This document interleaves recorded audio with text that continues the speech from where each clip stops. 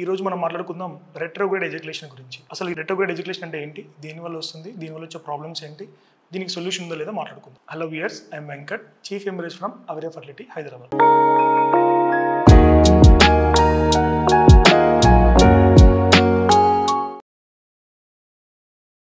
Retrograde ejaculation.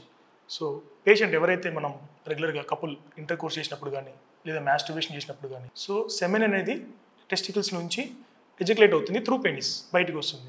So ఈ కండిషన్లో ఎట్లా అంటే సెమెన్ అనేది ఎజాక్యులేట్ అవ్వకుండా త్రూ పెనిస్ బ్యాక్ సైడ్ వెళ్ళి యూరిన్ బ్లాడర్లోకి వెళ్ళి మిక్స్ అవుతుంది, యూరిన్లో మిక్స్ అవుతుంది. బ్లాడర్ అంటే మూత్రాశయం. సో ఈ యూరిన్లో మిక్స్ అవుతుంది, మనకి ఎజాక్యులేట్ అవ్వదు సెమెన్ అనేది. సో ఈ కండిషన్ మనం ఏస్పర్మి అని కూడా అంటాం. ఇది డ్రై ఆర్గజం కింద కూడా వస్తుంది. సో ఈ కండిషన్లో ప్రాబ్లం ఏమైనా ఉందా అంటే పేషెంట్స్కి వేరే ప్రాబ్లం ఏమి ఉండదు, ఓన్లీ ఫర్టిలిటీ ప్రాబ్లం ఉంటుంది. So they unable to achieve pregnancy.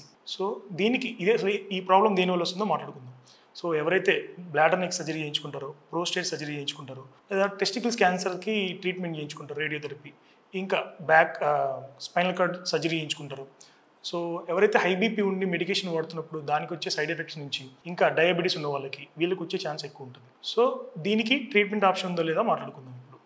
So ఈ పేషెంట్లో ట్రీట్మెంట్ ఎలా అంటే ఫస్ట్ మనం చెక్ చేయాలి స్పోమ్స్ ఉన్నాయి లేవా. సో ఎజాక్యులేషన్ అయిన తర్వాత వేరే కంటెంట్ ఇచ్చి దానిలో యూరిన్ కలెక్ట్ చేయించుకొని ఆ యూరిన్లో స్పోమ్స్ ఉన్నాయి లేవా ఫస్ట్ చెక్ చేయించుకోవాలి. స్పోమ్స్ ఉంటే దాన్ని బట్టి మనం నెంబర్ ఆఫ్ స్పోమ్స్ ఎక్కువ ఉన్నప్పుడు మనం ఇన్సెమినేషన్ ఒకసారి ట్రై చేయొచ్చు, లేదా స్పోమ్స్ నెంబర్ చాలా తక్కువ ఉందనుకున్నప్పుడు ఐవీఎఫ్కి వెళ్ళిపోవచ్చు. సో ఇది treatment options, but along with oral alkaline medications.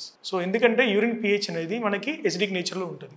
స్పోమ్స్ అనేవి యూరిన్తో మిక్స్ అయినప్పుడు డెడ్ అయ్యే ఛాన్స్ ఉంటుంది, సో సర్వైవ్ అవ్వవు అనమాట. సో ఈ యూరిన్ని ఆల్కలైన్ చేయడం కోసం కొన్ని మెడికేషన్ తీసుకోవాలి, ఓరల్ మెడికేషన్ ఉంటుంది, అది డాక్టర్ ప్రిస్క్రైబ్ చేస్తారు.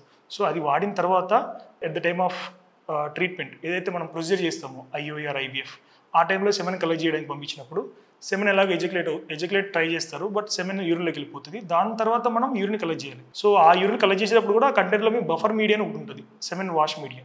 సో అది కూడా కంటెంట్లో వేసిస్తాం అనమాట. So there are chance sperm సర్వేలకి ఛాన్స్ ఎక్కువ ఉంటుంది. సో దాన్ని మనం సెంట్రిఫ్యూజ్ చేసి స్పోమ్ని కలెక్ట్ చేసి వేరే వాష్ మీడియాలో ప్రొసీజర్ ఏదర్ ఐయుఐ ఆర్ ఐవీఎఫ్కి యూజ్ చేసుకోవచ్చు.